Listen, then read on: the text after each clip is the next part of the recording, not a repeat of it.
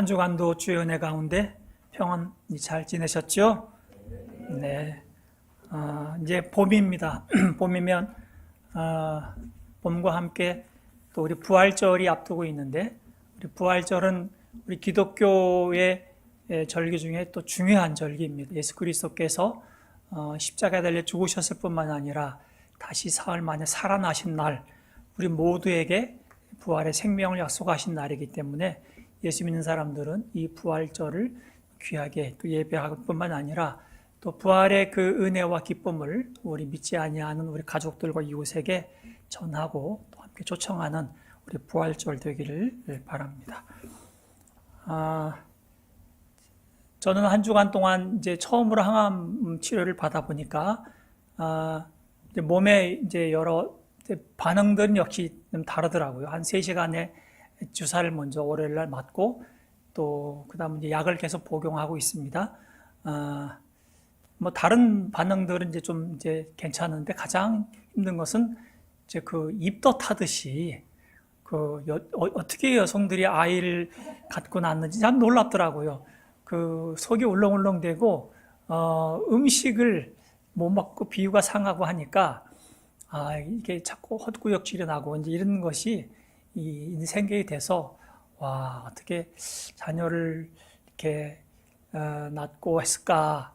갑자기 여성들이 되게 귀하게 여겨지고 그런 산고의 고통이 생명을 낳았구나 하는 생각을 하게 되면서 또 이렇게 진을 보내고 있고, 또 그런 가운데도 이제 먹는 음식을 통해서 주님이 주시는 그 참 은혜가 많이 있어서 음식을 통해서 또 억지로라도 먹고 회복 중에 있습니다. 계속해서 기도해 주셔서 또 잘 감당하고 있습니다.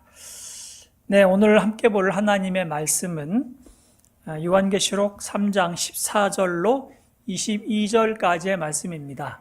한 절씩 교독하겠습니다. 라오디게아 교회의 사자에게 편지하라. 아멘이시요, 충성되고 참된 증인이시요, 하나님의 창조의 근본이신 이가 이르시되, 내가 내 행위를 아노니 내가 차지도 아니하고 뜨겁지도 아니하다. 내가 차든지 뜨겁든지 하기를 원하노라. 내가 이같이 미지근하여 뜨겁지도 아니하고 차지도 아니하니 내 입에서 너를 토하여 버리리라. 내가 말하기를 나는 부자라 고요하여 부족한 것이 없다 하나 내 공부한 것과 가련한 것과 가난한 것과 눈먼 것과 외로웠은 것을 알지 못하노라. 내가 너를 권하노니 내게서 불로 연단한 금을 사서 부유하게 하고 흰 옷을 사서 입어 벌거벗은 수치를 보이지 않게 하고 안약을 사서 눈에 발라 보게 하라. 내가 사랑하는 자를 생각하여 징계하노니 그러므로 내가 열심을 내가 되게 하라. 볼지어다 내가 문 밖에 서서 두드리노니 누구든지 내 음성을 듣고 문을 열면 내가 그에게로 들어가 그와 더불어 먹고 그는 나와 더불어 먹으리라. 이기는 그에게는 내가 내 보좌에 함께하게 할 주기를 내가 이기고 아버지 보좌에 함께하는 것과 같이 하리라. 다 같이요. 귀에 있는 자는 성령이 교회들에게 하시는 말씀을 들을지어다. 아멘. 네, 여러분 지도에서 보시는 것과 같이 오늘은 7개의 튀르키예 지역에 있는, 지금의 튀르키예 지역에 있는 그 7개의 교회 중에 마지막 라오디게아 교회를 향하여서 주님께서 사도 요한을 통해서 쓰신 편지글을 쭉 통해서 교회가 어떻게 교회다워야 하는가를 말씀하십니다.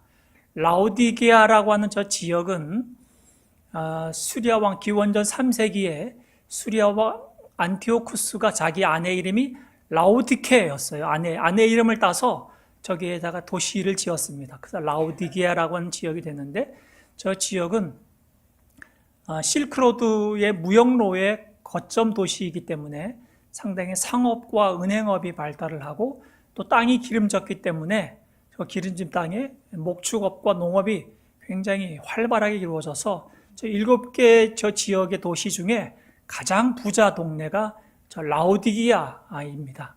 그래서 라오디게아는 풍요롭고 넉넉했기 때문에 유대인과 기독교인 초대교회 성도들 간의 갈등이 드러나지 않았습니다. 그 갈등 없이 무난하게 또 유대인들과 기독교인들도 또 이렇게 싸움 없이, 왜냐하면 살기 편안하고 넉넉하니까 큰 싸움 없이 지냈던 지역이었지, 큰 박해도 그렇게 없이 지냈던 지역이 라오디게아 교회입니다.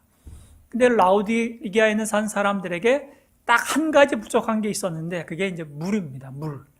물이 부족해서 저 북동쪽으로 한 9km 올라가면 여러분들이 저 히에라볼리라고 하는 저 지역에, 요즘은 이제 파무칼레라고 합니다. 저 유명한 관광지죠. 흰 석회암으로, 여러분들이 이제 사진을 본 적도 있겠지만, 거기에 온천수가 있어서 뜨거운 물을 거기서 공급받아서 거기서 이제 생활용수를 쓰고, 또 서쪽으로 한 14km 정도 떨어지면 골로새 지역이 거기 있습니다. 에바브라가 거기서 목회를 하기도 했는데, 골로새 지역에는 만년설이 있는데 거기서 물이, 생수가 계속 흘러서 거기서도 또 파이프를 연결해서 생수를 또 거기서 공급받아서 쓰는데, 한 9km 정도 떨어지는 곳에서 뜨거운 온천수를 받아다 쓰고, 한 14km 떨어진 곳에서 냉수죠, 생수를 받아 쓰는지만 오는 중에 뜨거운 물이 미지근하게 되고, 그죠? 시원한 물이 또한 따뜻하게 돼서 거기가 미지근한 물로 생활하게 돼서 라오디게아 지역은 그렇게 물이 좋지 않은 지역으로 유명해서, 물이 좋지 않으니까 사람들이 눈병과 귀병이 많았다, 그렇게 자료가 남아있고, 그래서 그들은 돈이 많잖아요. 그래서 그 약을 개발하기 위해서 연구도 많이 하고 해서 의과대학, 그 당시에 의과대학이 설립할 정도로 풍요로웠고 의술도 굉장히 발달한 지역이 라오디게아 교회입니다. 라오디게아 지역에 라오디게아 교회가 세워졌는데, 이 교회는 예수님이 칭찬을 한마디도 안 하세요. 혼내신단 말이죠. 이제까지 6개 교회 중에 2교회는 칭찬을 했고, 또 다른 교회는 칭찬도 하고 책망도 하고 했는데, 라오디게아 교회는 칭찬이 한마디도 없어요. 그렇다고 주님이 사랑하지 않은 것은 절대 아닙니다. 사랑하기 때문에 혼내는 거죠. 오늘 19절 말씀 세번역 성경으로 보면 이렇게 되어 있습니다. 한번 같이 읽어볼까요? 나는 내가 사랑하는 사람은 누구든지 책망도 하고 징계도 한다. 그러므로 너는 열심을 내어 노력하고 회개하라. 마치 부모가 자녀를 혼낼 때 사랑하지 않아서 혼내는 것 아니지 않습니까? 그렇죠? 사랑하기 때문에 혼내기도 하고 나무라기도 하는 거죠. 지금 라오디게아 교회를 향해서 하시는 주님의 말씀은 사랑하기 때문에 좀 나무라는 겁니다.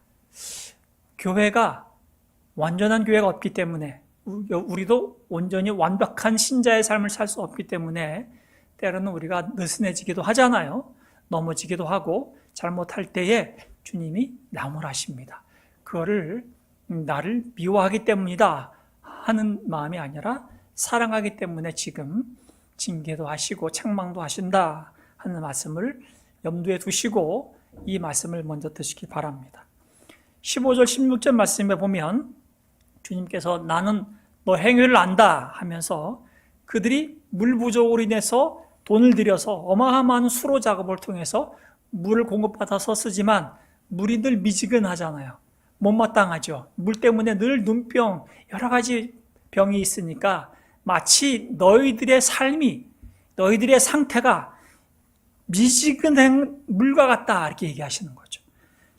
내가 차든지 뜨겁든지 하면 참 좋겠는데 너희들이 지금 미지근한 그리스도인인 거다 이렇게 얘기하시고, 이 미지근한 물을 먹으면 토하게 되는 것처럼 나는 너를 내 입에서 뱉어버리겠다 할 정도로 지금 그들의 상태를 심각하게 책망하고 있는 거죠. 미지근한 신앙생활이 어떤가? 뜨겁게 열정적으로 하든지 차갑게 이성적이고 냉정하고 또 하나님의 말씀을 정말 분석하며 분별력 있게 살든지, 뭔가 몸으로 열심을 내든지, 아니면은 말씀을 연구를 열심히 하든지, 뭐 양난간에 뭔가를 하든지 해야 되는데 이도 아니고 저도 아니고, 이게 뭔가 왜 이런 상태에 빠지게 됐는가? 그게 17절 말씀입니다. 내가 말하길 그들은 스스로 뭐라고 말합니까? 다 같이요. 나는 부자라. 부여에 부족한 것이 없다. 그들이 스스로 말하기를 나는 부자다. 그렇게 얘기하는 거죠. 저기에 강조점은 주어죠. 나는 부족한 게 없다. 그게 라오디게아 지역에서 사는 풍요로운 삶을 사는 그들의 마음 가운데 있는 거죠. 내 힘으로 부자가 됐기 때문에 다른 필요를 느끼지 못하는 거죠. 내가 필요할 때마다 사면 되고, 아프면 병원에 가면 되고, 약 사서 먹으면 되고, 필요하면 옷 사서 입으면 되고, 집을 사서 이사하면 되고, 이런 넉넉한 삶을 사는데 내가 부족한 것이 뭐가 있겠는가 하는 그들의 마음 가운데에는 주님이 그 자리에 들어갈 자리가 없는 거죠. 심령이 가난해야 우리 마음에 어떤 결핍과 부족이 있어야 도움을 구하는데 너무나 평안한 거예요. 소위 완벽한 삶이죠. 우리도 그거 원하죠.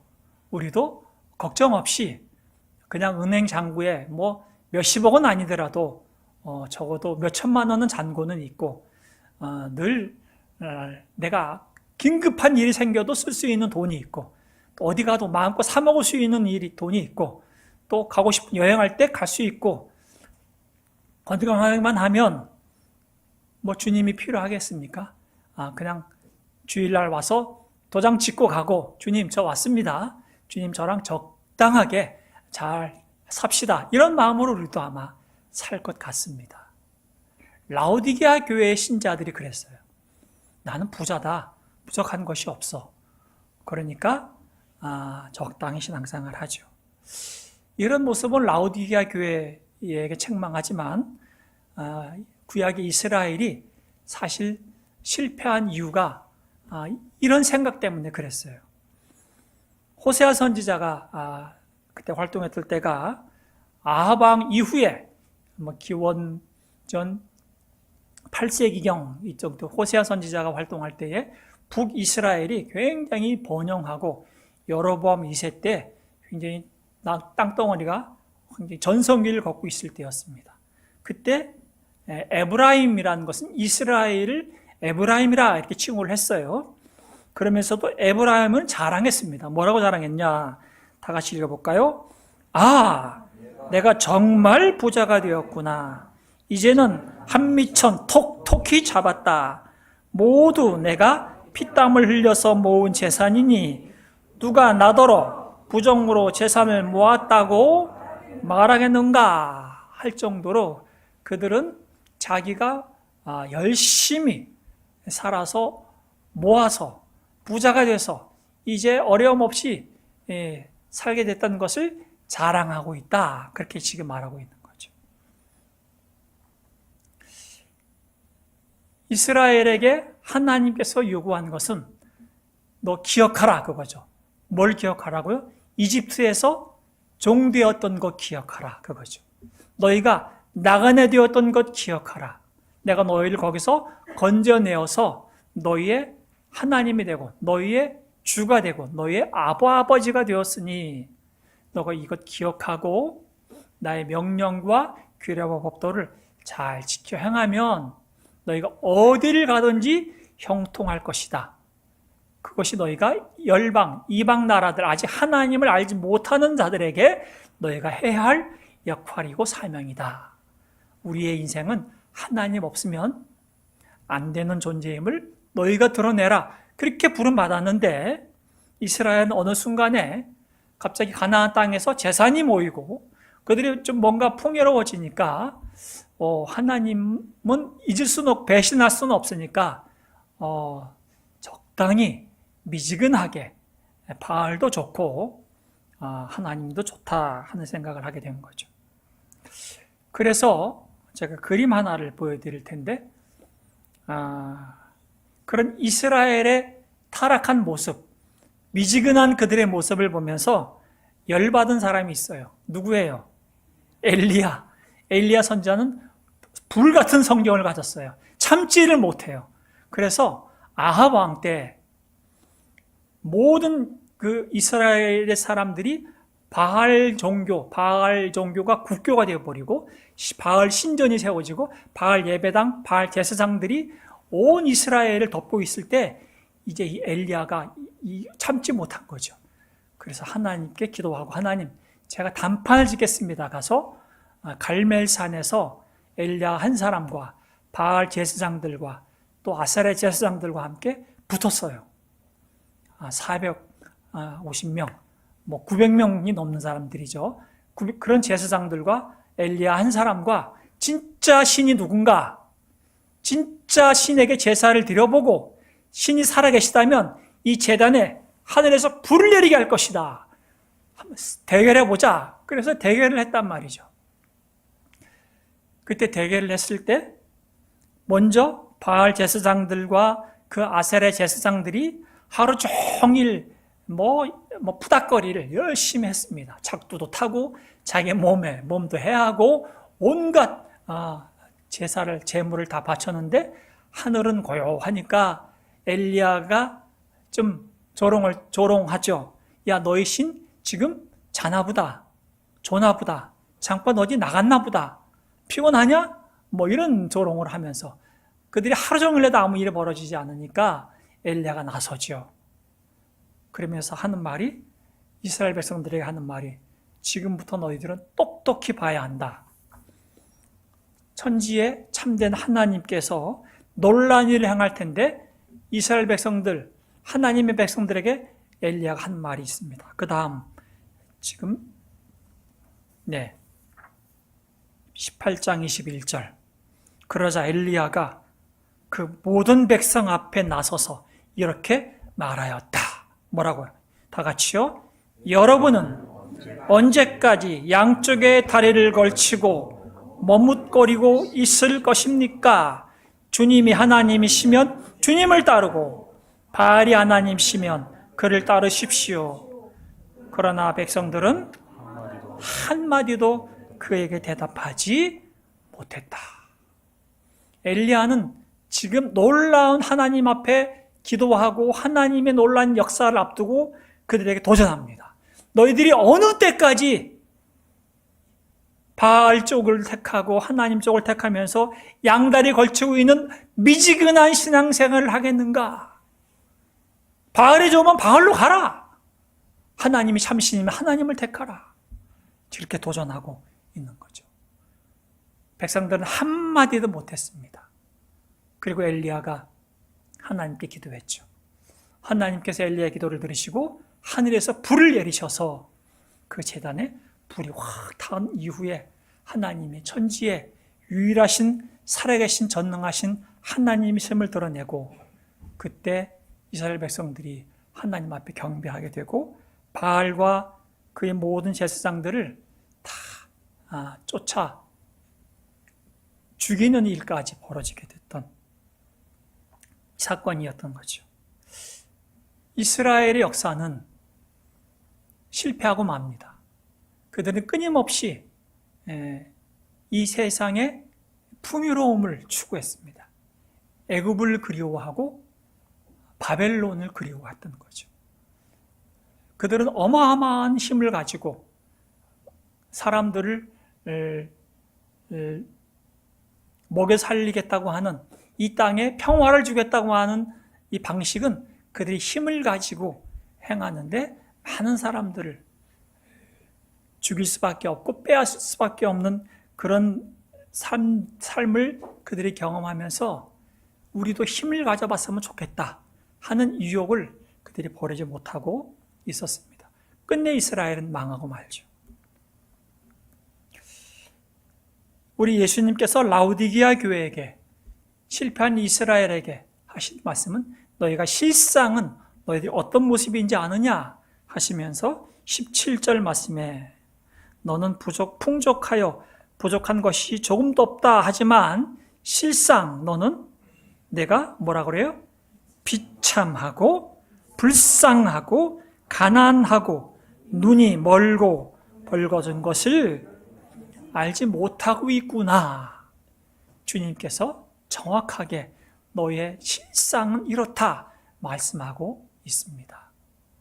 우리는 눈으로 보이는 것이 전부인 세상을 살고 있지만, 그러나 우리가 인지하지 못하는 눈에 보이지 아니하는 것들이 더 많은 세상을 우리가 지금 살고 있음에도 불구하고 우리는 보이는 것이, 감각적인 것이 전부인 것으로 먼저 반응하게 되어 있죠.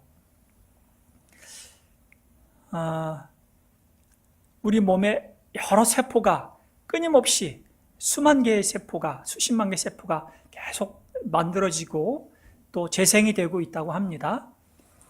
이것은 우리 눈에 보이지 않습니다.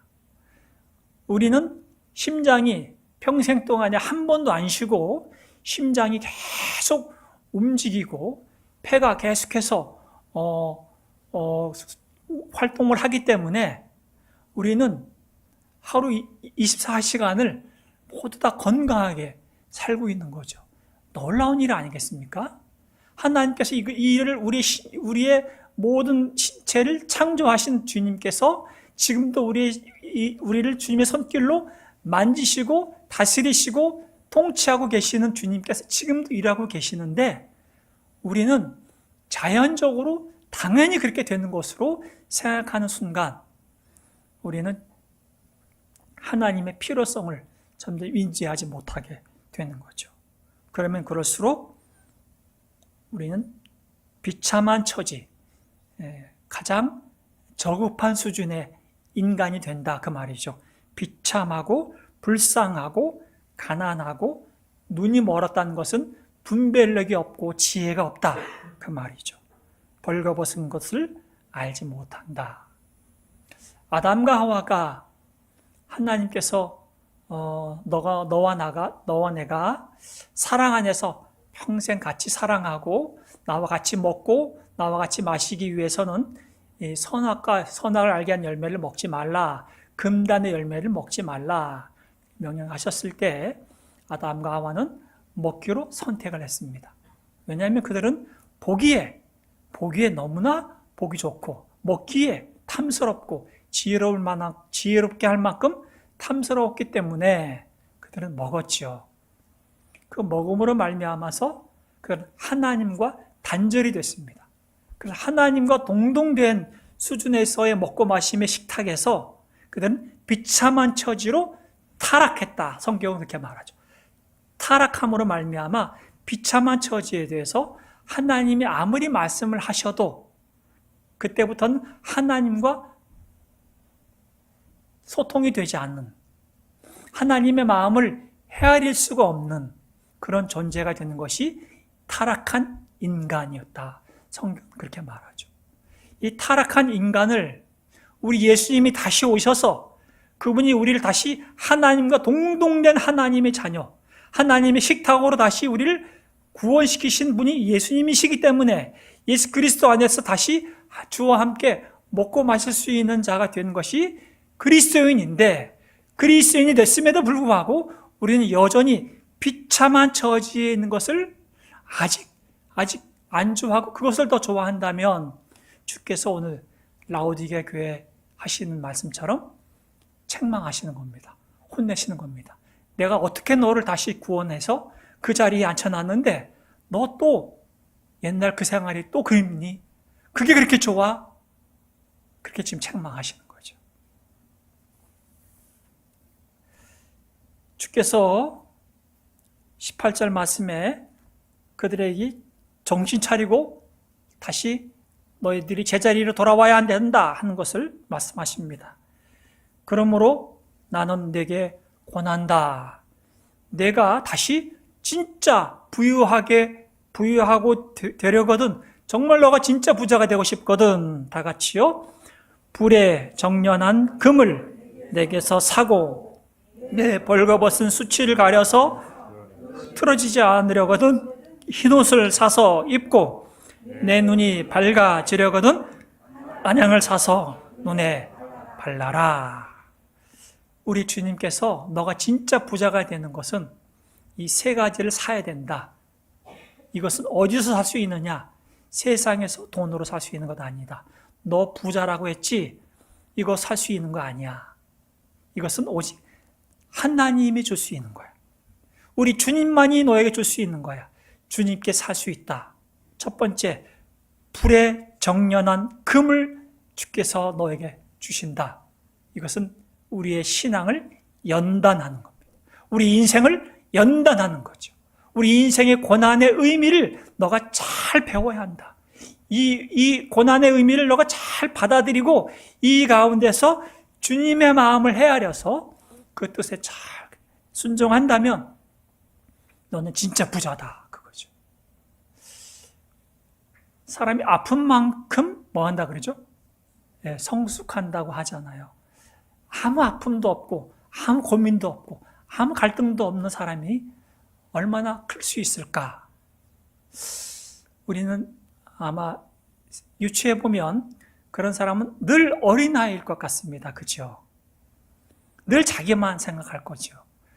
그런데 여러 시달림과 여러 상황 속의 아픔을 경험한 사람은 그 아픔 가운데 나 한 사람의 생각이 아니라 다른 사람을 헤아릴 수 있는, 또 그의 아픔과 그의 상황과 그의 처지까지도 긴 히스토리 가운데 이해할 수 있는 넓은 마음까지 가질 수 있기 때문에 정말 큰 사람, 성숙한 사람, 정말 어른이 될 수 있겠죠.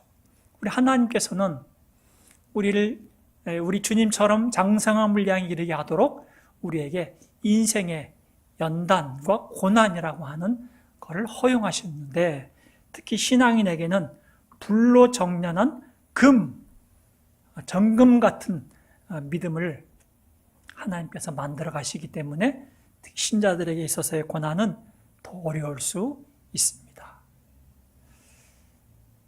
흰 옷을 사서 입으라 하는 것은 우리는 예수 그리스도로 말미암아 의인이 되었기 때문에, 그리스도의 길을 가는 그리스도인이기 때문에 우리가 사실 세상 사람들과 달리 그들의 기준에 보아도 우리는 주님이 생각하는 것처럼 더 깨끗하고 더 거룩하고 더 순결한 자의 삶을 사는 자가 되어라 하시는 부르심이고, 우리 눈이 밝아지는 것은 지혜를 가지라, 주의 말씀으로 분별력을 가져서 이 세상에 과연 누가 진짜 부자인지 누가 진짜 복된 자인지를 내가 분별하라 하시는 말씀을 하고 있는 거죠. 세상은 이 모든 것들을 돈이 있어야 살 수 있기 때문에 돈을 열심히 모으려고 합니다. 그런데 주께서 주시는 이 은혜는 거저 주시는 것들입니다. 이사야서 55장에 주께서 이렇게 말씀하십니다. 요즘은 생수도 돈 주고 사서 먹어야 되는 시대입니다. 그런데 이렇게 말씀하십니다. 너희 모든 목마른 사람들아, 어서 물로 나오너라. 돈이 없는 사람도 나와라. 너희는 와서 사서 먹되 돈도 내지 말고 값도 지불하지 말고 포도주와 젖을 사거라. 2절, 어찌하여 너희는 양식을 얻지도 못하면서 돈을 지불하며 배부르게 하여 주지도 못하는데 그것 때문에 수고하느냐? 들어라. 내가 하는 말을 들어라. 그리하면 너희가 좋은 것을 먹으며 기른 것으로 너희 마음이 즐거울 것이다. 이 세상에서 너희는 어찌하여 양식을 주지도 못하는데 돈을 지불하며 너희가 배부르게 하지도 못하는데 그렇게 밤낮 수고하느냐 하는 이 세상의 부자들을 향해서, 자칭 부자라는 자들 향해서 하시는 말씀이죠. 3절 다 같이요. 너희는 귀를 기울이고 나에게 와서 들으라. 그러면 너희 영혼이 살 것이다. 내가 너희와 영원한 언약을 맺겠으니 이것은 곧 다윗에게 베푼 나의 확실한 은혜다. 아멘. 우리를 살리시는 하나님께서 우리에게 거저 주시는 이 모든 것들은 다 은혜다 이거죠. 은혜다. 세상에서는 돈이 있어야 살 수 있기 때문에 돈을 벌려고 하고 돈을 모으려고 하겠지만, 그래서 있는 자와 없는 자의 차별 때문에 아파하고 그런 빈부의 격차 때문에 힘들어하는 세상이지만, 그러나 우리 주님 앞에는 돈 없이 와라. 거저 와서 내가 주는 것을 마음껏 먹고 마시고 그래서 살아라 말씀하시고 있는 거죠.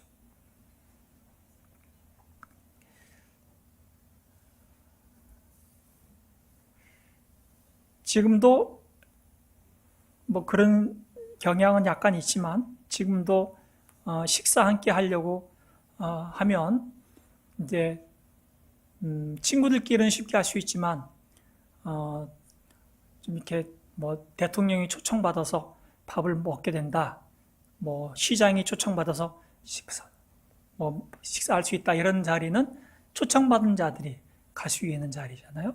특히 고대 사회는 같이 식탁에서 밥을 먹는다고 한다는 것은 초청받은 사람의 신분과 그 사람의 존재가 굉장히 동등되거나 높여주는 자만이 식사 초대를 받을 수 있습니다.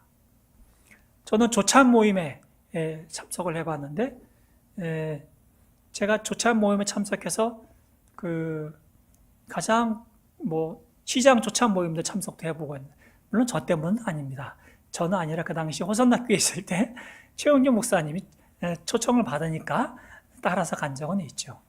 뭐 국회의원들도 만나서 같이 차를 나누기도 하고 조영기 목사님이 그때 집회 한번 부산에 왔을 때 식사를 같이 한번 하는데 뭐 물론 이제 그 당시에 조영기 목사님 굉장히 막 그 집회를 많이 다니기도 하고 여러 테러의 위협을 받기도 하는 분이시기 때문에 그분에게는 항상 의존하는 경호원들이 항상 있습니다. 식당 일체감지 해운대 아침에 식사를 갔는데 조영기 목사님과 그 몇몇 목사님들이 식사 자리에 같이 하고 그 옆에는 이제 같이 의존을 하는 분들과 같이 저도 식사를 같이 한 적이 있는데 그런 식사에 초대받아 보면서 많은 사람들이 함께 식사할 수 없는 자리에 초대받아 보면서 누구는 부러워하고 그렇죠? 야, 그분 함께 기도 한번 받아보고 싶고 그분 한번 목회적인 상담을 한번 받아보고 싶고 그런 생각을 하는 것들을 그때 보면서 야, 참 사람들은 좀 능력 있는 사람, 특별한 사람과 함께 시간을 가져보는 것을 정말 귀하게 생각하는구나 생각을 가져봅니다. 그런데 놀랍게도 이 세상에서 가장 높으신 우리 주님이 우리와 같이 밥 먹기 위해서 하늘에서 이 땅으로 오셨다 하는 게 놀라운 거예요. 그래서 이 땅에 오셔서 우리와 같이 밥 먹기를 원하시고 우리를 초청하는데 우리가 관심이 없어요. 오늘 3장 20절 말씀에 이렇게 있잖아요. 3장 20절 보아라 내가 문 밖에 서서 문을 두드리고 있다. 누구든지 내 음성을 듣고 문을 열면 나는 그에게로 들어가서 다 같이요 그와 함께 먹고 그는 나와 함께 먹을 것이다. 우리 주님께서는 하늘 보좌에 앉아서 하나님 대접받으려고 하시는 분이 아니시란 말이죠. 주님께서는 우리를 창조하셨을 때 타락하기 이전에 우리가 그거 정말 창조하셨을 때의 원래 목적대로 우리를 다시 구원하시고 구원한 우리들과 함께 먹고 마시기 위해서 매일 식탁의 자리를 마련하시고 그리고 우리를 먹이신단 말이죠.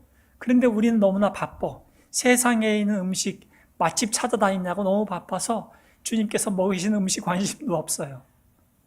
미지근한 신앙이죠.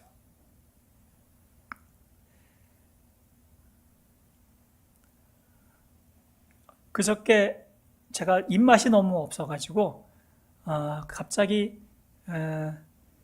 뭐가 먹고 싶냐 생각을 하다가 김치찌개가 먹고 싶더라고요. 그래서 김치찌개 화명동에 찾아보니까 반반 식당 있잖아요. 반반 식당에 가서 밥을 먹었어요. 대한이도 대한아 너 밥 먹으러 나랑 같이 가자. 대한이랑 그래 둘이 가서 반반 식당 가서 밥을 같이 먹는데 저는 밥을 조금밖에 못 먹잖아요. 밥을 떠서 대한이에게 줬는데 대한이는 원래 그 밥을 많이 주는 데다가 내 밥까지 줬잖아요. 그 밥을 저는 된장찌개, 걔는 차돌 된장찌개, 저는 김치찌개 시켜가지고 먹는데 정말 엄청 잘 먹더라고요. 그 밥을 다 먹어요. 저는 처음도 입맛도 없는데 그 맛이 아니야, 김치찌개가.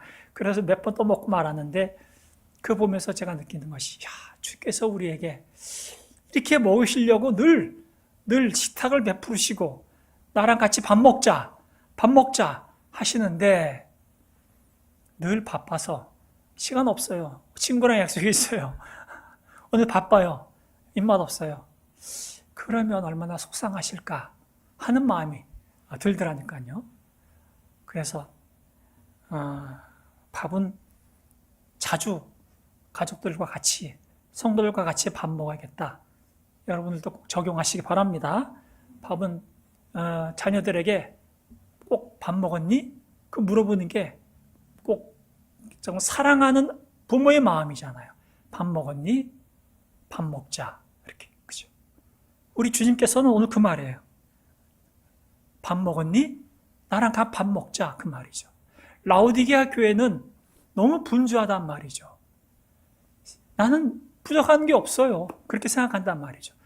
주께서는 실상 너가 정말 필요한 것을 내가 줄 수 있어. 내가 먹여줄게. 나랑 같이 밥 먹자. 주께서 하시는 말씀입니다. 이 말씀을 따라서 다시 주와 함께 먹고 마시는 자는 주께서 약속하십니다. 21절에 이기는 사람은 내가 이긴 뒤에 내 아버지와 함께 아버지의 보좌에 앉은 것과 같이 나와 함께 내 보좌에 앉게 하여 주겠다. 너는 나와 동동된 자야. 그만큼 우리를 높여주시고 있다는 말이죠. 누가 하나님과 식탁에 같이 식사할 수 있겠어요? 이 세상 그 높은 자보다 비할 수 없는 그 주님과 식탁에 마주 앉아서 먹고 마실 수 있는 자가 누가 있겠습니까? 한 사람은 나는 늘 부족한 것이 없어. 나는 부자야. 그것이 나의 인생의 꿈이고 내 인생의 목표야. 그렇게 생각하고 열심히 적당히 신앙생활하면서 사는 자들에게 주께서 또 하시는 말씀입니다. 또 한 사람은 나는 부자야. 정말 부족한 것이 없어. 그런데 나 때문이 아니고 나를 도우시는 주님 때문에 나는 진짜 부자야 하는 고백을 하는 진짜 신실한 그리스도인이 있다고 한다면 저는 이 두 사람 중에 미라클 호산나교회 모든 성도들은 꼭 두 번째 사람, 나는 진짜 부자인데 우리 주님 때문에 나는 진짜 부자야 하는 고백하는 자가 되기를 바랍니다. 시편 23편 세번역 성경입니다. 주님은 나의 목자이시니 뭐라 그래요? 내게 부족함이 없다. 나는 진짜 부자다. 그 말이죠. 나를 푸른 풀밭에 누이시며 쉴 만한 물가로 인도하신다. 나에게 다시 새 힘을 주시고 당신의 이름을 위하여 바른 길로 나를 인도하신다. 내가 비록 죽음의 그늘 골짜기로 다닐지라도 뭐라 그랬어요? 주님께서 나와 함께 계시고 주님의 막대기와 지팡이로 나를 보살펴 주시니 내게는 두려움이 없습니다. 주님께서는 내 원수들이 보는 앞에서 내게 잔치상을 차려주시고 내 머리에 기름 부어 나를 귀한 손님으로 맞아주시니 내 잔이 넘칩니다. 다 같이 6절 진실로 주님의 선하심과 인자하심이 내가 사는 날 동안 나를 따르리니 나는 주님의 집으로 돌아가 영원히 그곳에서 살겠습니다. 아멘. 이 고백을 날마다 또 누리시며 사시기를 주의 이름으로 축복합니다. 하나님 아버지, 주님이 우리의 목자이시니 정말 우리에게는 부족함이 없습니다. 우리야말로 실상 진실된 부자임을 고백합니다. 주님이 우리의 전부가 되시고 힘이 되시고 방패가 되시고 산성이 되시기 때문입니다. 그 주님으로 말미암아 우리의 인생 또한 넉넉하게 하시고 담대하게 하시고 기뻐하게 하여 주시옵소서. 때로는 죽음의 그늘 골짜기로 거닐 때도 있겠지만 주님이 함께 하심으로 말미암아 두려워하지 않게 하시고 주님의 막대기와 지팡이로 우리를 보살펴 주시니 담대케 하여 주시옵소서. 주께서 베풀어 주신 그 식탁에 늘 초대받아 주와 함께 먹고 마시게 하시며 주님이 주시는 양식을 먹고 힘을 내어서 이 세상에 희망을 주며 기쁨과 사랑을 주는 우리의 삶이 되게 하여 주시옵소서. 예수님의 이름으로 기도드립니다. 아멘.